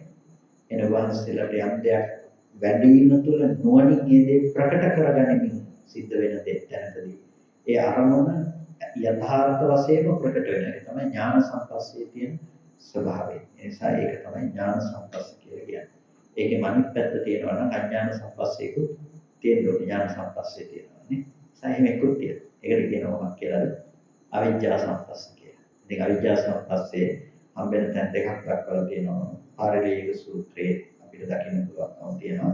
ඒ වගේම මේ සමනපස්සනා සූත්‍රයේ තුල අපිට ඥාන සංපස්ස මේ අවිජ්ජා සංපස්සේ දකින්න පුළුවන්. ඉතින් ඒකත් මම දැක්කුවා මොකද මේ ඥාන සංපස්සේ කියලා කියන්නේ ප්‍රඥා සහිත සිතකින් අපි ආරම්භක යථාර්ථයේ තේරුම් ගන්න මට්ටමක යෙදෙන සංස්පර්ශය. අවිජ්ජා සංපස්සයකට විරුද්ධ සංස්පර්ශය හැටියට අපිට දකින්න පුළුවන්. ඒකට එතනදී මේ බුදුරජාණන් වහන්සේ දේශනා කරන දේශනාව තුළ නහේවකෝ රූපං අත්තතෝ සමනුපස්සති නරූපවන්තං අත්තාන සමනුපස්සති අවිචකෝ අත්තනි රූපං සමනුපස්සති යාචකෝ පනසාමික්වේ සමනුපස්සන සංඛාරෝසෝ. එතකොට මේ සක්කාය දිට්ඨිය පිළිබඳව කතා කරගෙන යන තැනක යෙදෙන තැනකදී මේ රූපේ පිළිබඳව යම් ආකාරයකට යම් සම්පස්සනාවක් තියෙනවා කියන අදහස ගන්නවා. ඒක රූපය ආත්මය කියලා හිතනවා. රූපය අසුර කරගෙන ආත්මය තියෙනවා කියලා හිතනවා. එහෙම සක්කාය දිට්ඨිය ගැන කතා කරනවා. සක්කාය දිට්ඨිය ගැන කියනකොට මේ ගොඩක් දෙනෙක් පැහැදිලි කරනවා මේ සක්කාය දිට්ඨිය කියලා කියන්නේ මගේ ආත්මය කියලා ගන්න එක සක්කාය දිට්ඨිය කියලා පොදුවේ මේක කියන වචනයට කියගෙන යනවා. මේක සක්කාය දිට්ඨිය නෙමෙයි. සක්කාය දිට්ඨියට කරන නිර්වචනයක් නෙමෙයි. මම කියලා කියන්නේ මොකද්ද? මානෙක අස්මි කියලා කියන්නේ ඒක වෙමින් කියන හැඟීම. ඒකට කියන්නේ මානෙ කියලා. ඊට පස්සේ මගේ කියලා කියන්නේ මොකද්ද? මගේ කියලා කියන්නේ තණ්හාව. ඒක තණ්හාවෙන් ගන්න. එතකොට මගේ ආත්මය කියලා හිතන එක මොකද්ද? ඒක දිට්ඨිය. නිසා තණ්හා මාන දිට්ඨි කියන ටික තමයි එතන තියෙන්නේ. සක්කාය දිට්ඨිය කියලා කියන්නේ දිට්ඨිය. ඒ නිසා ඒකයි දිට්ඨි කියන්නේ. ඒක තණ්හාවක් මානයක් නෙමෙයි. ඒක දිට්ඨිය. ඒ නිසා සක්කාය දිට්ඨිය විස්තර කරනකොට මගේ ආත්මය කියලා හිතන එක තමයි සක්කාය දිට්ඨිය කියලා විවරණය කරන්නේ. ඒක දිට්ඨිගතව උපදින දෙයක් සක්කාය දිට්ඨිය. ඒක පැහැදිලි කරන්නම වෙන්නේ රූපං අත්තතෝ සමනුපස්සති කියලා තමයි. එහෙම නැත්නම් වේදනාත්මක සම්පස්සති ආදී ලෙස ස්කන්ධ පංචකයෙන් එකක් මොහොත හරි ආත්ම වශයෙන් කල්පනා කරනවා. එකක් ආත්ම වශයෙන් කල්පනා කරනවා. එතකොට ඒකම ආත්මය කියලා හිතනවා. ඒකට කියන අභිමතයක් කියලා උච්ඡේදය කියන්නේ. රූපයම ආත්මය නම් අද වෙන්නේ. රූපේ නැතිවට ආත්මය නැති. වේදනාව ආත්මය නම් වේදනාව සිඳී යනකොට ආත්මය සිඳෙනවා. ඒකට ඒ වේදනාව කියලා කියන්නේ මේ ස්කන්ධ වේදනාව නෙමෙයි වේදනා පරම්පරාව කියන්නේ. මේක තමයි ආත්මය. විදිමින් ඉන්න කෙනා තමයි ආත්මය. ඒක නැති වෙනකොට ඔක්කොම ඉවරයි. ඒ විදිහට උච්ඡේදයේ පනවනවා ස්කන්ධ පහ ඇසුරු කරගෙන. කීයක් තියෙනවද? පහයි. රූපයාත්මේ, වේදනාවාත්මේ, සංඥාවාත්මේ, සංස්කාරයාත්මේ, විඥානයාත්මේ. කවුරුත් ඔබතුලේ මේ විඥානය තමයි ආත්මය කියන්නේ. උනාට මේ හිත ගැන හිතලා හිත තමයි ආත්මය කියන්නේ. ඒක විඥානයේ ආත්මය කියන්නේ. හිත කියලා ගන්න නැතුව කෙනෙක් මේ විඳිනකම සැප දුක් විදිහට අරමුණු විඳිනකම තමයි ආත්මය කියලා හිතනවා. ඒ තමයි වේදනාවාත්මය කියලා කියන්නේ. මේවා දැනගන්න අපි හඳුනා ගන්නවා කියන තැනින් අල්ලගත්තාම ඒ තමයි සංඥාවාත්මය කියලා කියන්නේ. හිතන තමයි කියලා ගත්තම මේ සංස්කාරය තමයි ආත්මය කියලා ප්‍රකට කරගෙන තියෙන්නේ. ඒකට එකක් ප්‍රකට කරගත්ත කියන්නේ මොකද? අනිත්‍ය වෙනකම්ම ප්‍රකට වෙනවා කියන්නේ. ඒ නිසා ඒ ආත්මය කියලා ගැනීම උච්ඡේද දෘෂ්ටියට අදාළයි. ඇයි ඒක නැති වෙනකොට ඒක නැති වෙනවා. අනිත් තුන මොකද්ද? සාස්වතේ. ඒක මේ උපමාවක් හැටියට දක්වන්නේ මොකද? පහන් දැල්ලයි ආලෝකයයි වෙන්නේ. දැල්ලම ආලෝකය ආලෝකයමයි දැල්ල මේ දෙකම එකයි කියලා හිතන. ඒක දැල්ල නැති වුණොත් මොකද වෙන්නේ? ආලෝකය නැති වෙනවා. ඒ වගේ රූපයම ආත්මය කියලා හිතන එක තමයි රූපං අත්තතෝ සම්මුපස්සති කියලා කියන සම්මුපස්සනාව. ඊට පස්සේ වේදනා සංඥා සංකාර විඥානට තේසෙම දෙවෙනි එක රූපවන්තං තන සම්මුපස්සති ආත්මය තියෙනවා. ඒක මේ රූපවත්ව තියෙනවා. ඒ නිසා ආත්මේ රූපවත්ව පවතින රූපවන්තං කියන්නේ රූපවත් කියන එක කියන්නේ රූපේ නැති ඒක හරියට ගහ සහ ඡායාව. ගහ තියෙනවා ගහ ඡායාවක්. ගහ තියෙනවා ගහ ඡායාවක්ව පවතින. ඒ වගේ ආත්මය කියන එක තියෙනවා ආත්මය රූපවත්ව තියෙනවා. ඒකට රූපවන්තං වාත්තං කියුවේ. එතකොට මොකද්ද වෙන්නේ? රූපේ නැති වෙන ආත්මේ තියෙනවා. ඒක තව දැනකට යනවා තව වෙනත් රූපයක් තියෙනවා. ඒ වගේ තමයි කරන්නේ. ඊට පස්සේ රූපස්මින් වාත්තං කියුවේ මොකද්ද? රූපය ඇතුලේ ආත්මය කියන එක තියෙනවා. ඒක හරියට මොනවා වගේද? කනඩුව ඇතුලේ වෙන එක තියෙනවා. මේක ඇතුලේ තමයි ආත්මය තියෙන්නේ. නිසා ගමන් පස්සේ දවසක් කරගෙනවා. එක කතන්දර තියෙනවත් එක තමයි. ඒ මොකද්ද? රූපස්මින් වාත්තං ඒ ඇතුලේ ඉන්න කෙනා ගිහිල්ලා බලන්න. ඊට පස්සේ අත්තනිමා රූපං කියුවේ මොකද්ද? ඒක හරියට මලක සුවඳ වගේ. මල මත තමයි සුවඳ තියෙන්නේ. ඒ වගේ ආත්මය කියලා පැතිරුණ එකක් තියෙනවා. ඒ මත තමයි අද මේ රූපේ තියෙන්නේ. මේක නැති වෙනවා. තව තැනක එකක් උපදිනවා. රූප ඉපදිපෙදි තියෙනවා. එකම ආත්මය මත. ඒ වගේ අත්තනිමා රූපං කියන්නේ. කෙසේකට ඔක තමයි සක්කාය දිට්ඨිය කියන්නේ. ඒක මෙතනදී මේ සූත්‍රයට අදාළ වෙන්නේ මෙන්න මේ විදිහට සමනුපස්සනාවක් යම් ආකාරයක සමනුපස්සනාවක් තියෙනවා නම් සංඛාරෝසෝ. ඒකට කියනවා සංස්කාරය කියලා. මොකද්ද මේ සංඛාරය? මේ අපුඤ්ඤාභි ආදී වශයෙන් ඇති කරගත්ත මේ සංස්කාර ධර්මය. එතකොට සෝපන සංඛාරෝ කිං නිදානෝ කිං සමුදයෝ කිං ජාතිකෝ කිං පබ්බෝ. ඒ සංස්කාරය කුමක් නිදාන කරගෙනද කුමක් ප්‍රභවය කරගෙනද කියන්නේ. අවිද්‍යා සංපස්සජේන වික්‍රේ වේදේ කියන කොටස අසුතවතු පුදුජනස උපන්නා තණ්හා තතෝ ජෝසෝ සංඛාර. ඒකේ දිට්ඨි සහගත සංස්කාරය ඉපදුනේ කොතනින්ද කියලා කියනවා. අවිද්‍යා සංපස්සජේන වික්‍රේ වේදේ කියන කොටස. මහන්නේ අවිද්‍යා සංස්පර්ශයෙන් උපන් වේදනාවෙන් ස්පර්ශ කරපු කෙනාට. ඒකට මේ වේදනාව උපද්දලා තියෙන්නේ මොකෙන්ද? අවිද්‍යා සංපස්සජේන. අවිද්‍යා සංපස්සයෙන් තමයි මේ වේදනාව උපද්දලා තියෙන්නේ.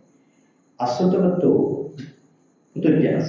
කාර්ය ධර්මයෙන් දන්නේ නැති පුදුජන කෙනාට උපන්න තණ්හා.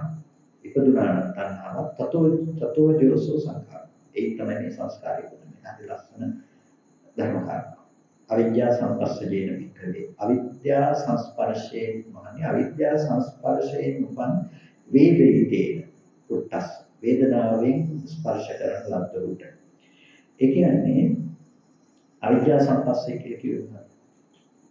දැන් ස්පර්ශයෙන් කලේ මොකක්ද? ස්පර්ශය කියන මේ ධර්මයෙන් කලේ ඒ සමන්වී වුණ අනික් සියලු ධර්මයන්ගේ ඇතිවීම නෙමෙයි. ඒ සහජාතනික ධර්ම එක උපදින්න සම්පූර්ණම මුල උනේ මොකක්ද? ස්පර්ශය. අර දුරෝලගෙන නැගී සිටීමෝනේ අරකේ එල්ලීගෙන වගේ ස්පර්ශය තමයි මේකට මුල්.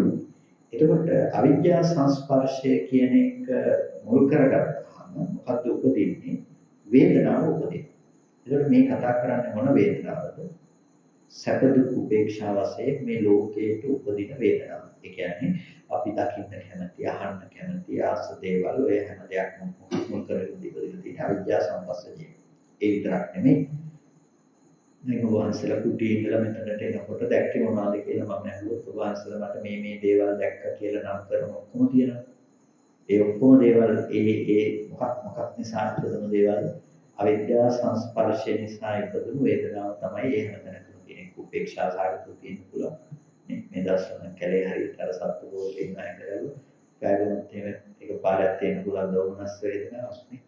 එතකොට ඒක වේදනාව උපදින්න පුළුවන්. එතකොට මොනවද?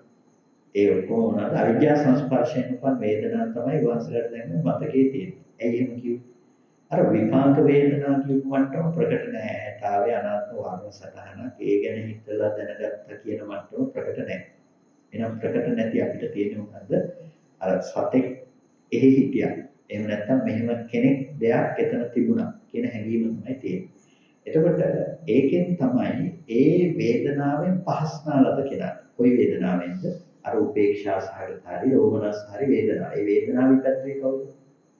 හැකරල්ලා විඳිනවා කියන වේදනාව විපැද්දේ කවුද? අවිද්‍යාව සංපස්සේ. රූපේ දැක්කේ නැහැ, රූපය ඇත්ත දැක්කේ නැහැ. ඒ නිසා ඒ සංස්පර්ශය තමයි කිපැද්දේ. අවිද්‍යාව සංස්පර්ශයෙන් උපද්දපු කෙනාට උපද්දපු දේ තමයි ඒකේ වේදනාවෙන් පහස්නාලද කෙනාට උපදින දෙයක් තමයි තණ්හාව. වහන්සේලා ඒ හැකරල්ලට තණ්හා කරනවා.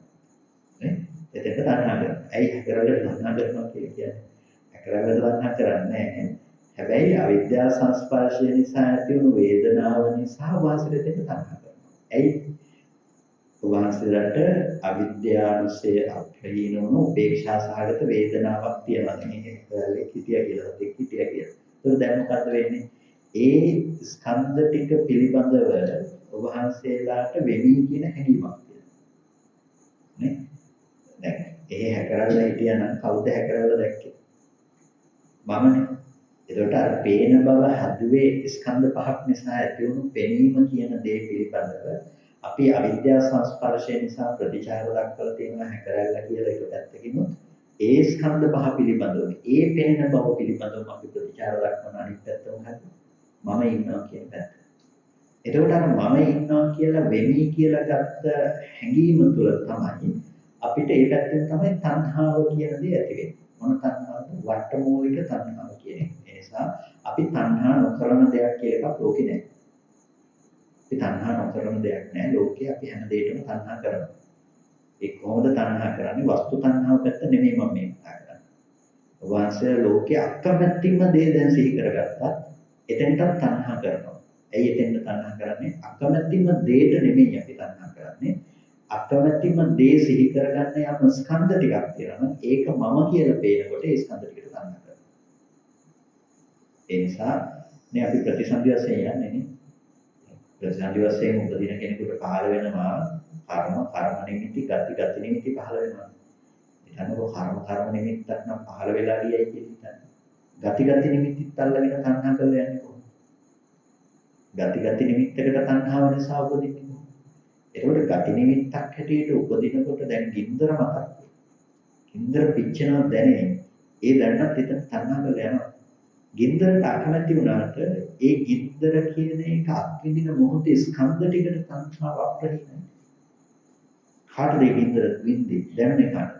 ඒ මොහොතේ මට ඒ හැඟීම අප්‍රහීනයි. ඒ නිසා Tamante එතන තණ්හාව සිඳිලා නැහැ. ඒ ස්කන්ධ ටික ලබන්න තියෙන කැමැත්තට තමයි.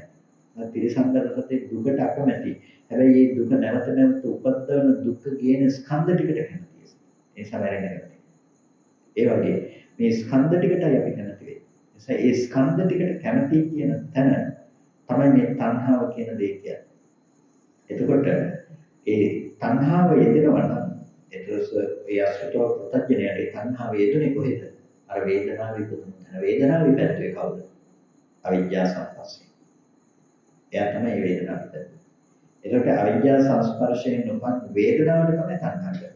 ඒකට ඔය සිටිය විතරක් කියන්නේ ඔක කුසල වෙන්නත් පුළුවන් අකුසල වෙන්නත් පුළුවන් ඔය හැම තැනකම ඔක පොදුයි. කුසල වුණත් අකුසල වුණත් කාමාවචර මට්ටම කියන රූපාරූප භූමිය කියන දෙයකට උනත් අවිද්‍යා සංස්පර්ශයෙන් උපන් වේදනාවකට තණ්හා කරනවා කියන ඒ සිද්ධිය පොදුයි. ඒක යෙදෙන්නේ කොහොමද? අර කියපු ස්කන්ධ ටිකට යෙදෙන තණ්හාව කියන පැත්ත නියෝජනය. තතෝජෝසෝ සංඛාර. එතන තමයි සංස්කාරය කියන එක යෙදෙන්නේ. කොයි සංස්කාරයද යෙදෙන්නේ? අර කියපු සමනුපස්සනාවට මුලන සංස්කාරය. ඇයි ඒක එහෙම කියන්නේ? ඒක කියන්නේ දැන් අපිට කුටියේ ඉඳලා මෙතෙන්ට එනකොට අපිට මතක් කරලා කියන්න පුළුවන් නම් මම දැක්ක මේ වගේ කියලා 100ක් දේවල් ඔබවහන්සේලාට කියන්න පුළුවන් නම් ඒ 100ක් වෙච්ච තැන මොකද්ද රැස්වලා තියෙන්නේ? පළවෙනි එක දැක්කේ මම තමයි.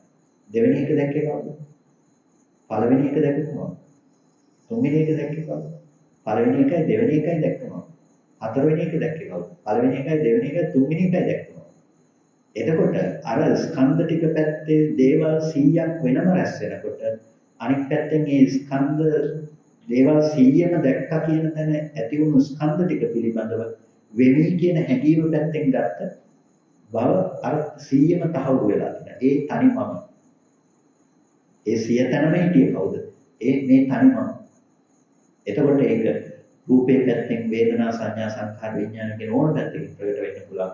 ඒ පැත්ත ඒකට ප්‍රකට වෙනකොට මොකද ඒ තමයි සක්කාය දිට්ඨිය කියන දේ ඇති කරලා තියෙන්නේ. අන්න ඒ ටික එකතු කරගන්න අபிසංස්කරණය කරගන්න සංඛාරය. අර තණ්හාව පැත්තෙන් වෙන්නේ. තතෝජෝසෝ සංඛාර. ඒ සංඛාරය කොහෙන්ද ආවේ? අර එකතු කරගන්න ස්කන්ධ ටික පැත්තට එදෙන තණ්හාව පැත්තෙන් තමයි අපි එතනක් මම ඔය ටික විදිහටම. ඕකෙන් විතරක් නෙවෙයි ස්පර්ශ ආයතන හයෙන්ම මම වෙලා තියෙනකොට කොහෙ ලියන්නද? ඒ ආයතන කියන්නේ 100ක් වෙනවා කියලා 100 කතා කරන්නේ 100ක් නෙවෙයි කෝටි ගණන් වෙලා තියෙනවා. ඒක විදුකු මම ඉන්නවා විතරක් නෙවෙයි අනිත් ස්පර්ශ ආයතන දෙනකොට මාස් හොඳක් ආවනම් මාස් හොඳ විදුකුනේ. එතකොට ආරම්භ විදුකු ස්පර්ශ විදුකු ඒ හිතින් කල්පනා කරපු ඒ ඔක්කොම හැම මොහොතකම හටගත්ත හැම ස්කන්ධ පහක් පිළිබඳව වෙමි කියන හැඟීම අපි උපත් වෙනවා. ඒ හැම තැනකම මම ඉන්නවා. කවුද? කලින් එක්කෙනා දැන් එකින් එකට වෙමි කියන හැඟීම රැස් වෙලා ඒ හැම තැනකම තණ්හාවෙන් අල්ලගත්ත කම නිසා තමයි අපිට අප්‍රහීනව තියෙන්නේ මේ පුද්ගලයේ ජීවත් වෙනවා කියන හැඟීම. ඒක තමයි ඒ සංස්කාරයට හේතුව බවට පත් වෙන්නේ. එතකොට මේක අපිට දකින්න පුළුවන්කම තියෙනවා පාරලීයක සූත්‍රයේ තුල. ඊට පස්සේ අපිට සමුපස්සනා සූත්‍රයේදී ඒක දකින්න පුළුවන්. ඉති අයඤ්ඤව සමුපස්සනා අස්මීතිච සවිගතං හෝති අස්මීති කෝපන වික්ඛවේ අවිගතේ පංචංග ඉන්ද්‍රියන අවත්තන්ති හෝති. එතකොට මේ සමුපස්සනා වේ විදිහට කියනවා නම් අස්මීතිච සවිගතං වෙමි කියන හැඟීම කෙනාට අවිගතයි. ඒක දුර වෙලා නැහැ. වෙමි කියන හැඟීම දුරු නොවන කල්ලි පංචන්න ඉන්ද්‍රියන නවපන්තියෝ. මොකද වෙන්නේ? පංචේන්ද්‍රයන්ට බැස ගැනීම වෙනවා. චක්කේන්ද්‍රය, සෝතේන්ද්‍රය, ගාහනේන්ද්‍රය, ජීවේන්ද්‍රයස්, කායේන්ද්‍රයස් අතිබික්කවේ මනෝ අති ධම්මා අති අවිජ්ජා ධාතු. එතකොට ඒ කෙනාට මොකක්ද තියෙන්නේ? මනස තියෙනවා, ධර්මයෙන් තියෙනවා, අති අවිජ්ජා ධාතු, අවිද්‍යා ධාතුවක් තියෙනවා. අවිද්‍යා ධාතුව කියන්නේ කාම ධාතුව වගේ යට පිටා සිටින අවිද්‍යාවේ ගොඩනැගු ධාතුවක් තියෙනවා. අවිද්‍යා සංපස්සජේන වික්ඛවේ වේදිතේන පුත්තස්ස අසුතෝ බුදුජනස අස්මීති විස්සබෝධි. අවිද්‍යා සංස්පර්ශය තුලින් ස්පර්ශ කරපු වේදනාවෙන් ස්පර්ශ කරපු කෙනාට වෙමි කියන හැඟීම තියෙනවා. අයන් හමස්මි. එතකොට මේ මම වෙමි කියන හැඟීම එතන දැස ගන්නවා. එතකොට මේ විදිහට මේ රූපී වී ඉන්නවා, අරූපී වී ඉන්නවා, සංඤී වී ඉන්නවා, අසංඤී වී ඉන්නවා, නේව සංඤී නාසංඤී වී ඉන්නවා කියලා තමක් පිළිබඳව යම් ආකාරයේ හැඟීමක් තියෙනවා නම් ඒ විදිහට තමයි තියෙන්නේ. එතකොට බුදුරජාණන් වහන්සේ දේශනා කරනවා තිත්තන්තිකෝපන වික්කවේ තත්ථේව පංචේන්ද්‍රයන. පංචේන්ද්‍රයේතන ඒ විදිහටම තිබුණ දෙයක් තත්ථේව මේ අතිත්ත සුතවතු ආර්ය ශ්‍රාවකෝ අවිද්‍යාවයි. මේදී සුත ආර්ය ශ්‍රාවකයා අවිද්‍යාව දුරු කරනවා, විද්‍යාව උපදවනවා. ඒ අවිද්‍යාව විරාගයෙන් එයාට වෙමින් කියන හැඟීම ඒ වගේම මේ අයම හමස්මීති මේ මම වෙමි කියන ඒ හැඟීම ඇති වෙන්නේ නැහැ. අනාගතයට වෙනවා කියන හැඟීම ඇත්තේ නැහැ. රූපී වෙනවා, අරූපී වෙනවා, නේක සංඥා සංඥා වෙනවා කියලා හැඟීමක් ඇති වෙන්නේ නැහැ කියලා ඒ පිළිබඳව ප්‍රජානන වහන්සේ පැහැදිලි කරන සම්පස්සන සූත්‍රයේ ඒකදී අවිද්‍යාව ධාතුව සහ අවිද්‍යා සංස්පර්ශය පිළිබඳව එතනදී ප්‍රජානන වහන්සේගේ පැහැදිලි කිරීම තියෙනවා.